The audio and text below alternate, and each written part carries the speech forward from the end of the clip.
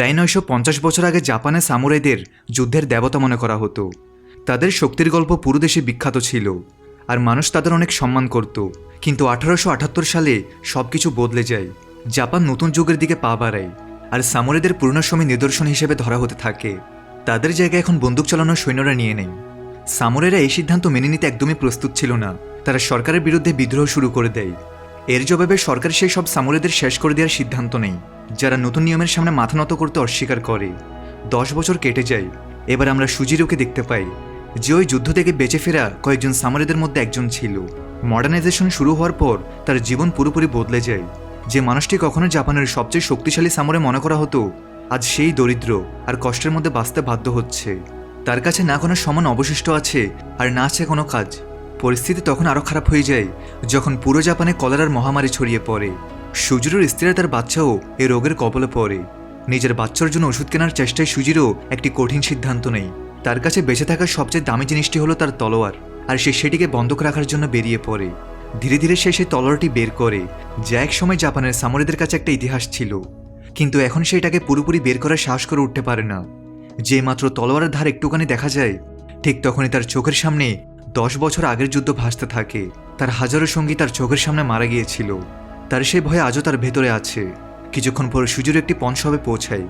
সে তার তলোয়ার দিয়ে নিজের বাচ্চার ওষুধের জন্য টাকা চায়, কিন্তু দোকানদার তলোয়ারটি নিতে মানা করে দেয়। যদিও তলোয়ারটি একটি বিখ্যাত কাটানা, কিন্তু নতুন যুগে তলোয়ারের কোনো দামই নেই। এখন সেগুলোকে বেআইনি জিনিস মনে করা হয়। সুজিরো বারবার অনুরোধ করে, কারণ তার কাছে বিক্রি করার মতো আর কিছুই নেই। দোকানদার তার অবস্থা থেকে কষ্ট পায়, কিন্তু তারপরও সে তলোয়ারটি নেয় না। তবে সে তাকে কিছুটা সাহায্য করার চেষ্টা করে। সে সুজিরোকে একটু চিনি আর চাল দিয়ে দেয়, যাতে তার পরিবার অত্যন্ত কিছু খেতে পারে। সুজিরো কষ্ট আর হতাশা নিয়ে বাড়ির দিকে ফিরতে থাকে, কারণ সে সেটা পায়নি যা তার সবচেয়ে বেশি দরকার ছিল। রাস্তায় হঠাৎ তার নজর একটা ফ্ল্যারের উপর পড়ে। সেখানে পুরনো সামুরাইদের জন্য একটা টুর্নামেন্টের ঘোষণা ছিল, যার পুরস্কার রাখা হয়েছে 10,000 ইয়েন। এটা দেখে সুজিরোর মনে আশা ফিরে আসে। সে ফ্ল্যারটি নিজের কাছে রেখে দেয় আর তাড়াতাড়ি বাড়ির দিকে দৌড়ায়, যাতে তার স্ত্রীকে এটার ব্যাপারে বলতে পারে। কিন্তু বাড়ি পৌঁছে সে এমন এক সত্যি জানতে পারে যার সে কখনো আশাও করেনি। তার মেয়ে তার চোখের সামনেই মারা যাচ্ছে, আর এখন তাকে বাঁচানোর জন্য অনেক দেরি হয়ে গেছে। সেই মুহূর্তেই সুজিরোর জীবন পুরোপুরি বদলে যায়। এটাই হলো শেষ সামুরাইয়ের গল্প, যে এখনো মাথা উঁচু করে দাঁড়িয়ে আছে।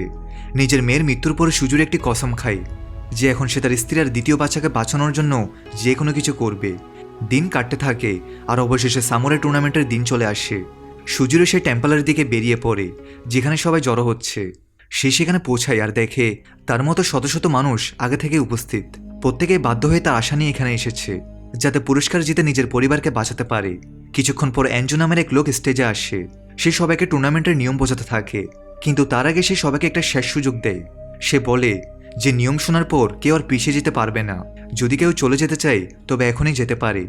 মানুষের উত্তেজনা বাড়ানোর জন্য এনজো পুরস্কারের একটি অংশ দেখায়। চকচকে কয়েনের স্তূপ দেখে সেখানে উপস্থিত সবাই লোভ আর আশায় ভরে ওঠে। এরপর এনজো 30 থেকে কাউন্টডাউন শুরু করে। এটা শেষ সুযোগ যখন কেউ নিজের সিদ্ধান্ত বদলাতে পারবে। কিন্তু যখন এই কাউন্টডাউন 20 পর্যন্ত পৌঁছায়, তখনই হঠাৎ সেখানে ঝামেলা শুরু হয়। ভিড়ের মধ্যে লুকিয়ে থাকা এক পুলিশ অফিসার সামনে আসে। সে বলে যে এই টুর্নামেন্ট বেআইনি আর সেখানে উপস্থিত আয়োজকদের গ্রেফতার করবে। এনজো তার কথা শুনে একটু মুচকি হাসে। তার হাসি দেখে পুলিশ অফিসারটি রেগে গিয়ে তার দিকে ছুটে যায়, কিন্তু স্টেজে পৌঁছানোর আগেই সিকিউরিটির একজন লোক কাটানা দিয়ে তাকে কেটে ফেলে। পুলিশ অফিসারটি সেখানেই মারা যায়। এরপর এনজো ভয় না পেয়ে আবার কাউন্টডাউন শুরু করে। যখন কাউন্টডাউন শেষ হয়, তখন একজন লোকও পিছিয়ে যায় না। সবাই মৃত্যুর খেলার জন্য প্রস্তুত। একে একে সব প্রতিযোগীর নাম লেখা হয় আর সবাইকে কাঠের একটি নেকলেস দেওয়া হয়। এনজো জানায় যে এই খেলার নাম কোডোকু। এটি পুরো জাপানে হতে চলা একটি বিপজ্জনক রেস, যার শেষ গন্তব্য হলো টোকিও। রাস্তায় খেলোয়াড়দের অনেকগুলো চেকপয়েন্ট পার করতে হবে আর পয়েন্ট জমা করতে হবে। পয়েন্ট নেওয়ার একটাই উপায়, অন্য খেলোয়াড়দের নেকলেস ছিনিয়ে নেওয়া। আর নেকলেস তখনই পাওয়া যাবে যখন সামনের জনকে মেরে ফেলা হবে।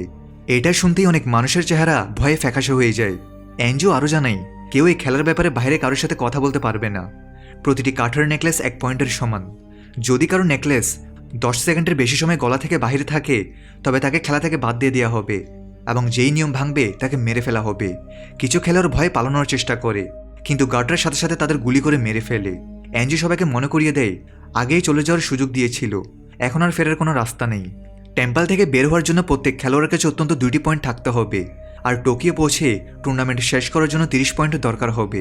মানুষ কিভাবে পয়েন্ট জোগাড় করবে সেটা পুরোপুরি তাদের উপরে নির্ভর করছে। এর সাথেই খেলা শুরু হয়ে যায়, আর টেম্পলের ভেতরে সাথে সাথে সহিংসতা ছড়িয়ে পড়ে। মানুষ একে অপরের উপর ঝাঁপিয়ে পড়ে আর বাঁচার জন্য লড়াই শুরু করে।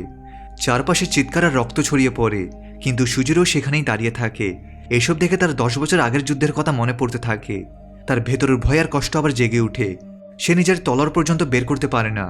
এই বিশৃঙ্খলার মধ্যেই তার নজর ফুতাবা নামের একটি ছোট মেয়ের উপর পড়ে। এদিকে সুজুরি এখন লড়াই থেকে বাঁচার চেষ্টা করে। সে ফুতাবাকে নিয়ে নিরাপদ জায়গায় খুঁজতে থাকে, কারণ সে তাকে যে কোনো মূল্যে জীবিত বের করতে চায়। কিন্তু চারপাশে মানুষ না থেমে একে অপরকে মেরেই চলছে। প্রতি মুহূর্তে পরিস্থিতি আরও বেশি বিপজ্জনক হয়ে উঠছে। কিছুক্ষণ পর সুজিরো আর ফুতাবা কাছের একটি বাড়িতে লুকিয়ে পড়ে আর একটি রুমে গিয়ে দরজা বন্ধ করে দেয়। কিছু সময়ের জন্য তাদের মনে হয় যে এখন তারা নিরাপদ, কিন্তু তখনই কেউ তাদের লুকানোর জায়গা খুঁজে ফেলে। বাধ্য হয়ে সুজিরো সেই লোকটির মোকাবেলা করার জন্য বেরিয়ে যায়। যেইমাত্র লড়াই শুরু হতে যাবে তখনই পেছন থেকে আরও একজন খেলোয়াড় সেই লোকটির উপর হামলা করে দেয়। তার নাম কিয়োজিন। সে পরে থাকা লোকটির নেকলেস নিজে নেওয়ার বদলে সুজিরোকে দিয়ে দেয়। সে আগেই সুজিরোকে নিজের নেকলেস ফুতাবাকে দিতে দেখেছিল, আর সে উপকারের প্রতিদান দেয়। কিয়োজিন সুজিরোকে বলে যে তাকে যদি মৃত্যুর খেলায় বাঁচতে হয় তবে তাকে আবার লড়াই শুরু করতে হবে। সে তাকে মনে করিয়ে দেয় যে সে একসময় জাপানের বিখ্যাত যোদ্ধা ছিল, কিন্তু সুজিরো তার কথা এড়িয়ে যায়। এখন সুজিরো আর ফুতাবার কাছে 2টি পয়েন্ট হয়ে গেছে। এই জন্য তারা মন্দির থেকে বাইরে বেরোনোর চেষ্টা করে, কিন্তু দরজায় আরও একজন শক্তিশালী খেলোয়াড় তাদের জন্য অপেক্ষা করছিল। সে একজন অনেক বড় এবং বিপজ্জনক ফাইটার। এরপর একটি জোরালো সামুরাই লড়াই শুরু হয়ে যায়। সুজিরো নিজের তলোয়ার পুরোপুরি বের না করেই শত্রুদের হাত থেকে বাঁচতে থাকে। সে নিজের পুরনো ক্ষিপ্ততা আর বুদ্ধিমত্তা দিয়ে অনেক লোককে পেছনে ফেলে দেয়, আর অবশেষে ফুতাবাকে নিয়ে নিরাপদে টেম্পল থেকে বেরিয়ে যায়। ছোট্ট একটা ব্রেক দিয়ে আবার মূল ভিডিওতে ফিরে যাচ্ছি। আজকে আমি তোমাদেরকে শেয়ার করব বিশ্বের সবচেয়ে জনপ্রিয় একটি প্ল্যাটফর্ম, যেখানে তুমি লাইভ ম্যাচ দেখার পাশাপাশি বিভিন্ন ক্যাশ গেমস, সল্টস আর রিয়েল টাইম গেম খেলতে পারবে। এগুলো খুবই সিম্পল কিন্তু বেশ এক্সাইটিং। আমার প্রচার কোড MND10 ব্যবহার করে রেজিস্ট্রেশন করলে পাবে 200% বোনাস। এবং আরেকটা ভালো বিষয় হচ্ছে তুমি চাইলে খুব সহজেই বিকাশ, নগদ, রকেট বা ব্যাংকের মাধ্যমে খুব সহজে উইথড্র করতে পারবে। তাই যদি ট্রাই করতে চাও পিন কমেন্টে দেওয়া নির্দেশনা ফলো করো এবং আমার প্রচার কোড MND10 ব্যবহার করে বোনাসটা নিয়ে নাও। এটি শুধুমাত্র একটি বিজ্ঞাপন। এই ধরনের অ্যাপে আর্থিক ক্ষতির সম্ভাবনা আছে, তাই এই ধরনের অ্যাপ থেকে দূরে থাকো। অন্যদিকে টেম্পল থেকে দূরে জাপানের 4জন বড় ধনী লোক এই পুরো খেলাটি দেখছিল। প্রতিবার যখন কোনো খেলোয়াড় চেকপয়েন্ট পার করে তখন তাদের খবর দেওয়া হয়। 290 জন খেলোয়াড়ের মধ্যে শুধু 129 জন লোকই প্রথম চেকপয়েন্ট পার করতে পারে। বাকি লোকেরা টেম্পলের ভেতরেই মারা যায়। আয়োজকদের একজন লোক সেই ধনী লোকদের ধন্যবাদ জানায়, কারণ তারা টাকা দিয়ে কোডুকুকে চালাচ্ছে। তাদের বলা হয় যে এখন তারা শুধু শান্তিতে বসে সামুরাইদের একে অপরকে শেষ করা দেখবে। টেম্পল থেকে বাহির আসার পরও সুজুরের সমস্যা শেষ হয় না। তার সামনে বোকাতো নামের এক লোক চলে আসে। সে গত 10 বছর ধরে সুজুরের জন্য অপেক্ষা করছিল, যাতে পুরনো লড়াই শেষ করতে পারে। তুমুল বৃষ্টির মধ্যে দুজনের মাঝে ভয়ানক লড়াই শুরু হয়ে যায়। সুজুরও বারবার থেমে যায়, কারণ তার পুরনো ভয় তাকে দুর্বল করে দিচ্ছিল। সে তলোয়ার বের করার পরও আগের মতো লড়াই করতে পারছিল না। একটা সময় এমন আসে যখন তার কাছে বোকাতোকে শেষ করার সুযোগ থাকে, কিন্তু 10 বছরের পুরনো স্মৃতি তার হাত থামিয়ে দেয়। সে আক্রমণ করতে পারে না। এর মধ্যেই যখন মনে হয় যে বোকাতো এবার সুজুরোকে হারিয়ে দিবে, তখনই হঠাৎ ফুতাবা ঘোড়ায় চড়ে সেখানে পৌঁছে যায় আর সুজুরোকে সেখান থেকে বের করে নেয়। সেই রাতে সুজুরো আর ফুতাবা একটি ছোট থাকার বাড়িতে থামে, যাতে কিছুক্ষণ বিশ্রাম নিতে পারে। সুজুরো চায় যে সে ফুতাবাকে বিপজ্জনক টুর্নামেন্ট থেকে দূরে নিয়ে যাবে। সে তাকে বাঁচাতে চায়, যাতে তাকে সামনে রক্তপাতের মুখোমুখি হতে না হয়। কিন্তু ফুতাবা তার কথা মানতে অস্বীকার করে। সে জানাই যে সেও এই টুর্নামেন্টে এই কারণে এসেছে যে কারণে সুজিরো এসেছে। তারও নিজের পরিবারকে বাঁচানোর জন্য পুরস্কারের টাকা দরকার। ফুতাবা তার দুঃখ বড় গল্প শোনায়। তার মা গ্রামের লিডার ছিল আর কলেরায় অসুস্থ শত শত মানুষের সাহায্য করার চেষ্টা করছিল, কিন্তু কিছু সময় পর তার মাও একই রোগের কবলে পড়ে যায়। এরপর ফুতাবা একা হয়ে যায় আর পুরো গ্রামের দায়িত্ব তার কাঁধে চলে আসে। সে সব জায়গায় সাহায্য চায়, এমনকি রাস্তায় মানুষের সামনে হাতও পাতে, কিন্তু কেউ তার সাহায্য করে না। যখন সে পুরোপুরি আশা ছেড়ে দিতে শুরু করে তখনই সে কোডুকো টুর্নামেন্টের ফ্ল্যারিটি পায়। প্রথমবার তার মনে হয় যে হয়তো সে আর তার মা আর গ্রামবাসীদের বাঁচাতে পারবে। এই সময়ই সেখানে কিয়োজিন পৌঁছে যায়। সে সুজুরোকে চিনে ফেলে আর জানাই যে মানুষ তাকে কাকুশি অর্থাৎ আত্মাদের শিকারী বলে। কিয়োজিন সুজুরোর সাথে হাত মেলানো আর একসাথে টুর্নামেন্ট লড়ার কথা বলে। তার মনে হয় যে এই টুর্নামেন্টে শুধু একটি খেলা নয়, কোনো শক্তিশালী লোক সামুরাইদের মধ্যে ছড়িয়ে পড়া এই সহিংসতায় ফায়দা তুলছে। সে বলে যে 290 জন খেলোয়াড়ের মধ্যে শুধু কয়েকজনই শেষ পর্যন্ত পৌঁছাতে পারবে। অন্যদিকে জাপানের ডিফেন্স মিনিস্টারের দেখা হয় বড় কর্মকর্তাদের আর চিফ অফ পুলিশের সাথে। তাদের সন্দেহ হয় যে এই টুর্নামেন্ট কোনো বিদেশি ষড়যন্ত্রের অংশ হতে পারে, কিন্তু এখনো পর্যন্ত কোনো শক্ত প্রমাণ পাওয়া যায়নি, তাই তারা কিছু করতে পারছে না। পরদিন সকালে সুজিরো আর ফুতাবা দ্বিতীয় চেকপয়েন্টের দিকে বের হয়। রাস্তায় তারা কিছু খেলোয়াড়কে পায় যারা ভয় আর অনুশোচনায় ভেঙে পড়েছে। তারা জানে যে তারা শুধু নিজেদের পরিবারকে খাবার খাওয়ানোর জন্য এখানে এসেছিল।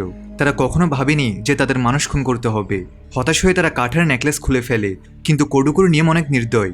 10 সেকেন্ডের বেশি সময় ধরে নেকলেস সরিয়ে রাখা খেলোয়াড়কে সাথে সাথে শেষ করে দেওয়া হবে। গার্ডরা সেই লোকগুলোকে গুলি করে মেরে ফেলে। এসব দেখে সুজিরো আবার পুরনো ভয়ে হারিয়ে যায়। তার সেই রাতের কথা মনে পড়তে থাকে যখন আর্মার পরা পুলিশ তার পুরো ব্যাটালিয়নকে মেরে ফেলেছিল, কিন্তু এবার ভয়ের জায়গায় তার ভেতর রাগ ভরে যায়। সে কিছু না ভেবেই অফিসারদের উপর গুলি করে দেয় আর একে একে তাদের কাটতে থাকে। চারপাশে গুলি চলতে থাকে, কিন্তু সুজিরো থামে না। অন্যদিকে টুর্নামেন্টের অন্য অংশে বোকাতু পাগলের মতো মানুষের উপর হামলা করতে থাকে। সে সাধারণ মানুষকে পর্যন্ত ছাড়ে না।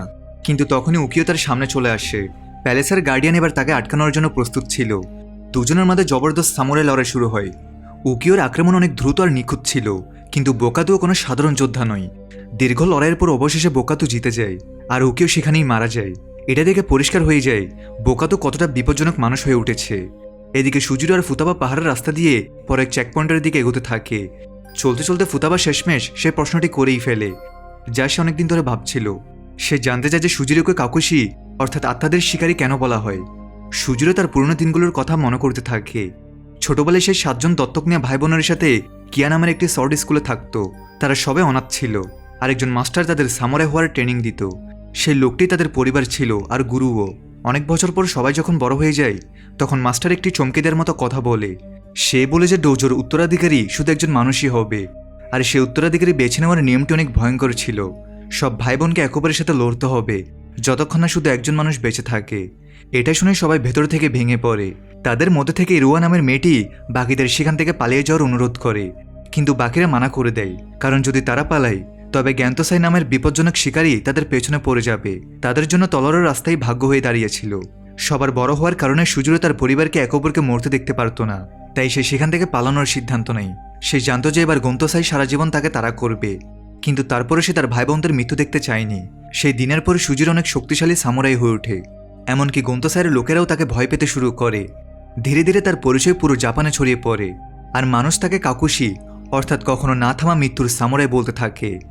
বর্তমান সময়ে 4 জন ধনী স্পন্সর একটি গোপন জায়গায় বসে কোডুকুর খেলা দেখছিল। তারা এখন বাজি ধরতে শুরু করে যে পরের চেকপয়েন্ট কে পার করবে আর কে মারা যাবে। অন্যদিকে সুজিরো আর ফুতাবা জঙ্গলে পৌঁছায়। সেখানে কিছু খেলোয়াড় ফুতাবাকে সহজ লক্ষ্য ভেবে নেয় আর তার উপর হামলা করার চেষ্টা করে, কিন্তু সুজিরো আবার তাকে রক্ষা করে আর দেখিয়ে দেয় যে তার নাম কখনো মানুষের ভয়ে কেন ভয় তৈরি করত। তখনই হঠাৎ একটি পুরনো মুখ সামনে আসে। সে হলো ইরোয়া। সে একসময় সুজিরোর ডোজোতে তার বোনের মতো ছিল। ইরোয়া অনেক রাগে ছিল। তার কাছে সুজিরো একজন ভীতু মানুষ যে তার পরিবারকে বিপদের সময় ছেড়ে পালিয়েছিল। তাদের তর্ক বাড়তেই থাকে। ঠিক তখনই অন্য খেলোয়াড় তাদের উপর তীরের বৃষ্টি শুরু করে। বাধ্য হয়ে সুজিরো, ফুতাবা আর ইরোয়া একসাথে মিলে পালাতে থাকে, কিন্তু কিছুক্ষণ পরেই তারা চারদিক থেকে ঘিরে যায়। যখন মনে হয় এবার বাঁচা মুশকিল, তখনই একজন নতুন ওয়ারিস সেখানে পৌঁছায়, যার নাম কোসা। সে বাকি লোকদের মতো হামলা করে না, বরং সুজিরোকে সাহায্য করতে থাকে। কোসা খুব সহজে সব তীর চালানো লোকদের হারিয়ে দেয়। তার শক্তি আর ক্ষিপ্ততা দেখে সবাই অবাক। কোসার গোত্রের বাচ্চাদের ক্ষতি করা অনেক বড় পাপ মানা হয়, তাই যতক্ষণ ফুতাবা সুজিরোর সাথে আছে সে তার সাথে লড়তে মানা করে দেয়। এরপর সুজিরো মারা যাওয়া লোকদের নেকলেস জোগাড় করে আর সেগুলো ফুতাবা ও ইরোয়ার সাথে ভাগ করে নেয়। তারপর শিরোয়ার দিকে তাকিয়ে বলে যে তার যদি প্রতিশোধ নিতে হয় তবে টোকিওতে শেষ জায়গায় তার সাথে লড়তে পারে। যাত্রা চলতে থাকে আর অবশেষে তারা দ্বিতীয় চেকপয়েন্টে পৌঁছে যায়। সেখানে গার্ডরা তাদের নেকলেস গনে আর তাদের লাল রঙের নেকলেস দেয়। প্রতিটি নেকলেসের দাম 3 পয়েন্ট। সুজিরো গার্ডকে জিজ্ঞেস করে যে এই টুর্নামেন্টটি আসলে এভাবে কেন চালানো হচ্ছে, কিন্তু গার্ড শুধু মুচকি হাসে আর জবাব দিতে মানা করে দেয়। সে সুজিরো আর ইরোয়াকে বলে যে তাদের তো আগে থেকেই জানা উচিত যে কোডুকুর আসল মানে কি। কিন্তু কিছুক্ষণ পর সুজিরো, ফুতাবা আর ইয়োরো সেখানে পৌঁছায়, যেখানে কিয়োজিন তাদের অপেক্ষা করছিল। সে সাথে সাথে সুজিরোকে জিজ্ঞেস করে যে সে কি সত্যি বোঝে যে কোডুকু কি। সুজিরো জানে যে কোডুকু একটি পুরনো খেলার মতো, যেখানে অনেক পোকাকে একটি পাত্রে বন্দি করা হয়।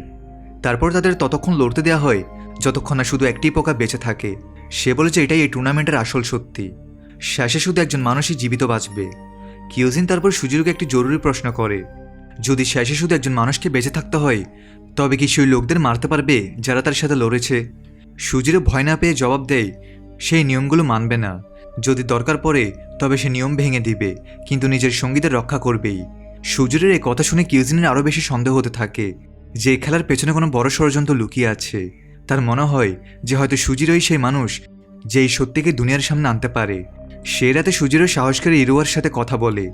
সে অনেক বছর আগে দোজো ছেড়ে যাওয়ার জন্য ক্ষমা চায়। সে বোঝায় যে সে ভয় আর দুর্বলতার কারণে পালায়নি, সে শুধু নিজের ভাই বোনদের একে অপরকে মারতে দেখতে পারতো না।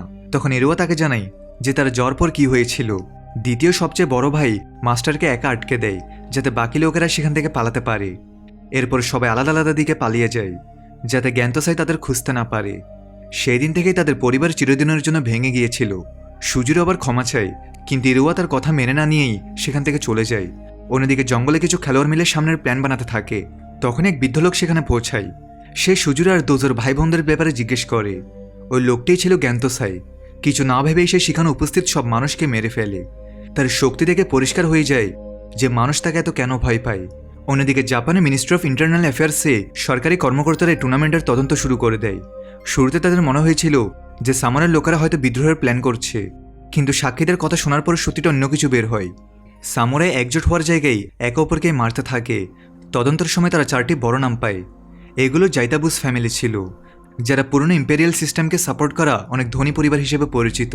মিৎসুবিশি, সুমিতোমা, মিৎসুই আর ইয়াসুদা, এই নামগুলোর ফ্যামিলিগুলোই কোডুগুর পেছনে থাকার সন্দেহ তৈরি করে।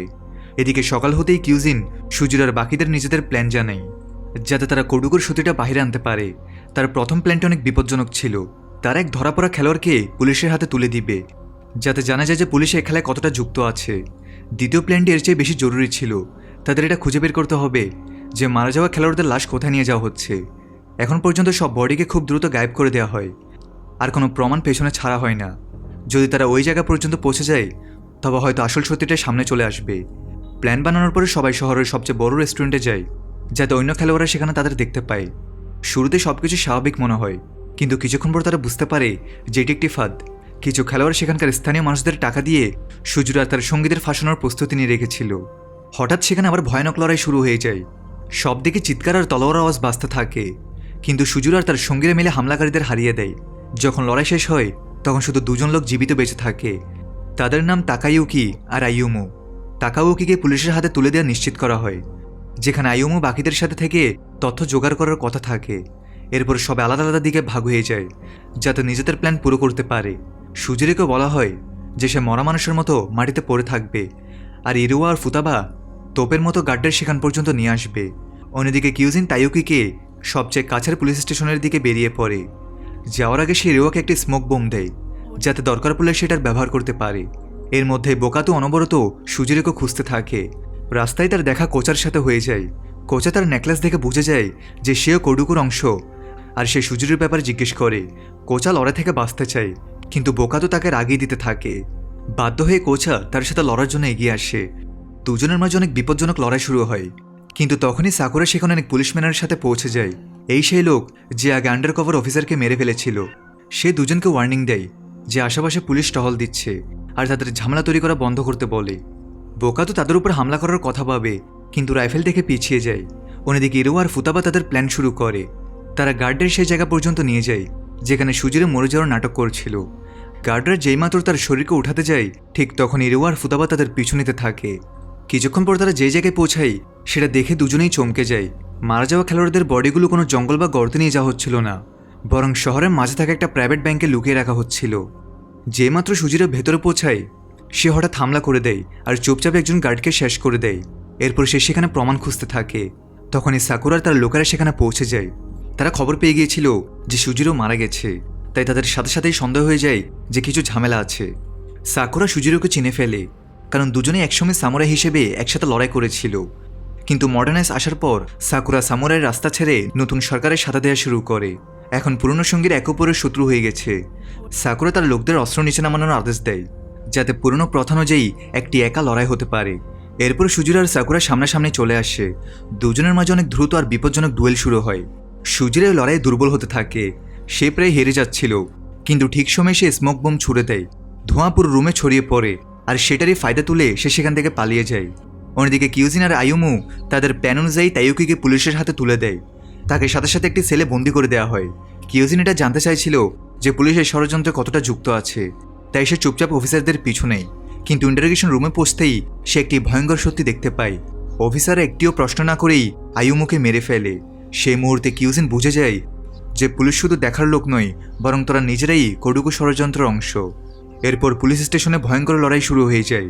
কিউজিন নিজের প্রাণ বাঁচানোর জন্য গার্ড আর অফিসারদের সাথে লড়তে লড়তে বাইরে বেরোনোর চেষ্টা করে। অনেক কষ্টের পর সে সেখান থেকে পালাতে সফল হয়, যেখানে তার পেছনে অনবরত গুলি চলতে থাকে। অন্যদিকে জাইতাবুস ফ্যামিলি খবর পায় যে সরকার এখন কোডুকুর তদন্ত শুরু করেছে।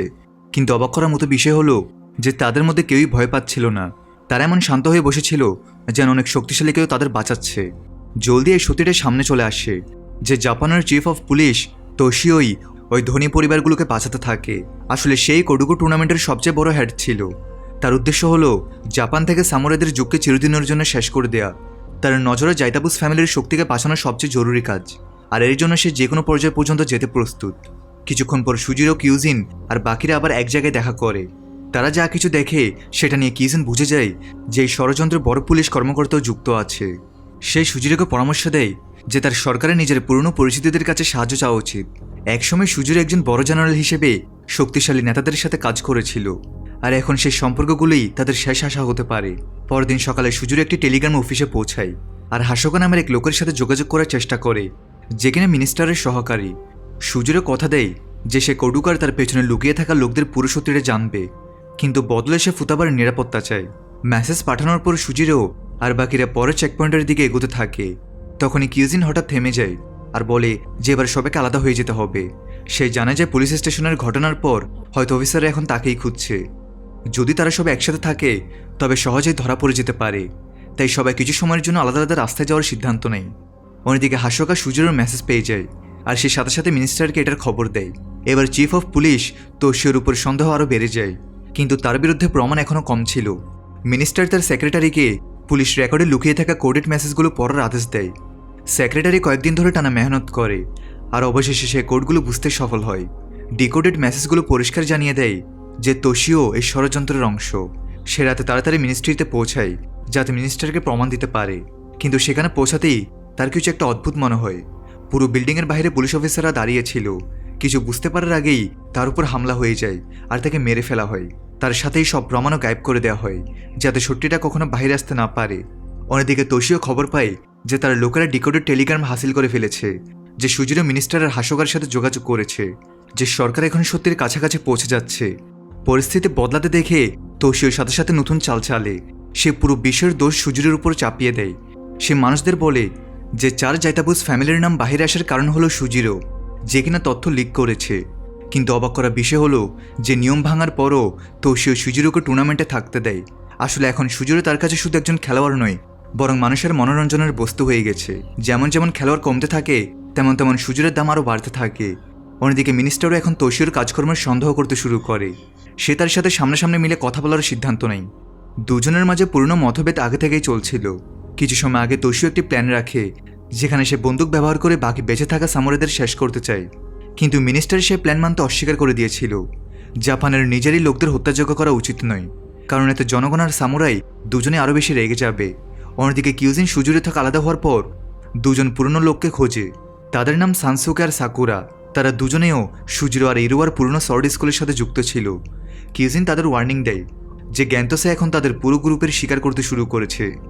সে তাদের তাড়াতাড়ি সেই ভিলেজ নাইট মার্কেটে পৌঁছাতে বলে। সেই নাইট মার্কেটে সুজিরো ইরোয়ার ফুতাবার সাথে হাঁটছিল। সেখানকার আলো আর ভিড় তাকে নিজের মেয়ের কথা মনে করিয়ে দিচ্ছিল। তার মনে পুরনো কষ্ট আবার জাগতে থাকে, কিন্তু বিপদ আগে থেকেই তার অনেক কাছাকাছি পৌঁছে গিয়েছে। ইরোয়া হঠাৎ অনুভব করে যে গ্যান্তোসে তাকে দেখছে। সে সাথে সাথে সেখান থেকে দূরে পালাতে থাকে।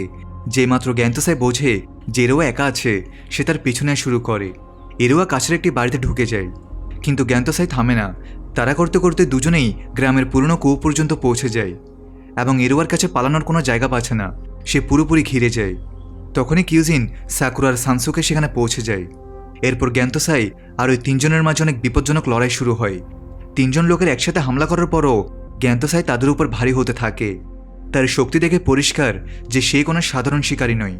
অন্যদিকে শেষমেশ সুজিরোর মোকাবিলা তার পুরনো শত্রু বোকাতুর সাথে হয়ে যায়। বোকাতুস এই মুহূর্তের জন্য অনেক লম্বা সময় ধরে অপেক্ষা করছিল যাতে সে তার অসম্পূর্ণ লড়াই পুরো করতে পারে। সুজিরো লড়াই থেকে বাঁচার চেষ্টা করে, কিন্তু বোকাতুস তার সবচেয়ে বড় দুর্বলতা জানত। সে ফুতাবার ক্ষতি করার হুমকি দেয় আর বাধ্য হয়ে সুজিরোকে পুরো শক্তি দিয়ে লড়তে হয়।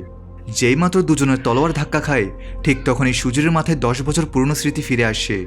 শেষ যুদ্ধের সময় সুজুরু আর বোকাতুস ওই কয়েকজন সামুরাইদের মধ্যে ছিল যারা জীবিত বেঁচে গিয়েছিল।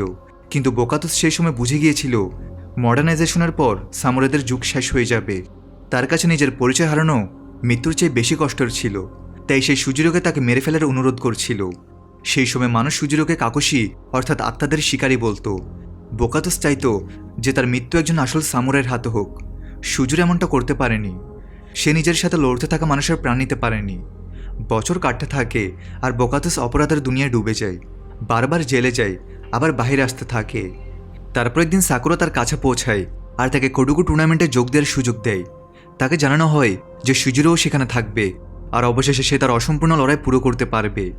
বর্তমানে ফিরে দুই যোদ্ধা তাদের পুরো শক্তি দিয়ে লড়তে থাকে। তাদের তলোয়ার অনবরত ধাক্কা খেতে থাকে আর লড়াই অনেক ভয়ানক হয়ে ওঠে। দুজনে প্রায় সমকক্ষ যোদ্ধা প্রমাণ হয়। কিন্তু লম্বা লড়াইয়ের পর সুজুরু অবশেষে শেষ আক্রমণ করে দেয়। বোকাতুস মাটিতে পড়ে যায় আর তার গল্প সেখানেই শেষ হয়ে যায়। সকাল হওয়া পর্যন্ত ইরুয়া, সানসুকে আর সাকুরা আবার একসাথে হয়। এবার তারা বুঝে যায় যে তারা যেখানেই পালাক না কেন গ্যান্তোসে তাদের পিছু ছাড়বে না। তাই তারা সিদ্ধান্ত নেয় যে এবার তাদের একসাথে মিলে তার মোকাবিলা করতে হবে। অন্যদিকে মিনিস্টার এবার পুরোপুরি ভেঙে পড়ে। সে তোশিওকে সত্যিটা জিজ্ঞেস করার জন্য তার কাছে যাওয়ার সিদ্ধান্ত নেয়। কিন্তু তার আগে সাকুরা রাস্তায় তাকে আটকে দেয়। কিছু না ভেবেই সাকুরা মিনিস্টারের উপর হামলা করে দেয় আর তাকে সেখানেই মেরে ফেলে। মিনিস্টারের মৃত্যুর খবর চারদিকে ছড়িয়ে পড়ে। সুজুরু যখন এই খবর শোনে তখন সে সাথে সাথে বুঝে যায় যে এটা কোনো সাধারণ রাজনীতি নয়। অনেক শক্তিশালী কোনো মানুষ সব সত্যিকে চিরদিনের জন্য দাবিয়ে রাখতে চায়। এবং সুজুরু অনুভব করে সব সত্যি টোকিওতে তার জন্য অপেক্ষা করছে। অন্যদিকে কিউজিনের হঠাৎ দেখা গ্যান্তোসাইয়ের সাথে হয়ে যায়। রাগে ভরা কিউজিন তার উপর হামলা করার জন্য প্রস্তুত হয়ে যায়, কারণ তার সব প্ল্যান বারবার ব্যর্থ হচ্ছিল। জোট বদলাতে থাকে আর শেষ লড়াই ধীরে ধীরে কাছে আসতে থাকে। এবার কোডুকুর খেলা তার সবচেয়ে বিপজ্জনক মোড়ে পৌঁছে গেছে। চারদিকে ভয়, বিশ্বাসঘাতকতা আর মৃত্যুর ছায়া ছড়িয়ে পড়েছে। সুজিরও বুঝে যায় যে এটা শুধু একটি টুর্নামেন্ট নয়, বরং সামুরাইদের চিরদিনের জন্য শেষ করার ষড়যন্ত্র। তার সামনে এখন দুটো রাস্তাই বেঁচে আছে। হয়তো সে বাকি লোকদের মতো এই খেলার অংশ হয়ে বেঁচে থাকার চেষ্টা করবে, অথবা সে ওই শক্তিশালী লোকদের বিরুদ্ধে দাঁড়াবে যারা পুরো জাপানকে রক্তের খেলায় বদলে দিয়েছে। অন্যদিকে তোশি অনবরত নিজের শক্তি ব্যবহার করতে থাকে যাতে কেউ সত্যি পর্যন্ত না পৌঁছাতে পারে। তার কাছে সামুরাইরা পুরনো জামানের একটা চিহ্ন যাদের মুছে ফেলা জরুরি। সে মনে করে যে নতুন জাপান শুধু বন্দুক আর শক্তিশালী ধনী পরিবারদের সাহায্য এগিয়ে যেতে পারে। কিন্তু সুজুরু এখন পুরনো সামুরাইদের শেষ আশা হয়ে দাঁড়িয়েছে। তার ভেতরে ভয়ের কষ্ট এখনও শেষ হয়নি, কিন্তু এখন সে আর পালাতে চায় না। সে অনুভব করে যে যদি সে এখনও চুপ থাকে তবে ফুতাবার বাকি মাসুম লোকদের জীবন কখনো নিরাপদ হতে পারবে না। আর বাকিরাও শেষ লড়াইয়ের প্রস্তুতি নিতে থাকে, কারণ গ্যান্তোসাই যে কোনো সময় তাদের উপর হামলা করতে পারে। সবাই জানে যে টোকিও পৌঁছানোর পর এই খেলা আগের চেয়ে বেশি বিপজ্জনক হয়ে যাবে। এখন শুধু শক্তিশালী যোদ্ধারাই বেঁচে আছে, আর প্রত্যেক খেলোয়াড়ের কাছে হারানোর মতো অনেক কিছুই আছে। ফুতাবো এখন আগের মতো ভীতু বাচ্চা নেই। এত রক্তপাত আর মৃত্যু দেখার পর সে ভেতর থেকে অনেক মজবুত হয়ে গেছে। সে সুজুরের সাথে দাঁড়িয়ে থাকে, কারণ তার বিশ্বাস যে ওই মানুষটি এই পাগলামি শেষ করতে পারে। অন্যদিকে জাইতাবুস ফ্যামিলি শান্তিতে বসে খেলোয়াড়দের মৃত্যুর তামাশা দেখছিল। তাদের কাছে সব শুধু একটি খেলা আর মনোরঞ্জন হয়ে গিয়েছে, যেখানে মাঠে মানুষ তাদের জীবন হারাচ্ছে। কিন্তু তারা এটা জানে না যে ধীরে ধীরে তাদের ষড়যন্ত্র দুনিয়ার সামনে আসতে শুরু করেছে। কিউজিন এখন পুরোপুরি বুঝে যায় যে কোডুকুর আসল উদ্দেশ্য সামুরাইদের একে অপরের সাথে লড়িয়ে শেষ করে দেয়া। সে জানে যে সত্যিটা যদি বাইরে না আসে তবে জাপান চিরদিনের জন্য বদলে যাবে। অন্যদিকে তোশিও তার শেষ চাল চালতে শুরু করেছে, কারণ তার ভয় ছিল যে সুজিরো টোকিও পৌঁছে সবকিছু ফাঁস করে দিবে। এই কারণে সে সুজিরোকে জীবিত রাখতে চায় আর তার উপর নজরও রাখতে চায়। এবার সব রাস্তা টোকিওর দিকে যেতে থাকে, যেখানে রক্তভরা খেলার শেষ সিদ্ধান্ত হতে চলেছে। আর এখানেই শেষ হয় লাস্ট সামুরাই স্ট্যান্ডিং সিরিজের 4 নং এপিসোড। বাকি এপিসোড নিয়ে দেখা হচ্ছে পার্ট 2 ভিডিওতে। সবাই ভালো থাকো, সুস্থ থাকো।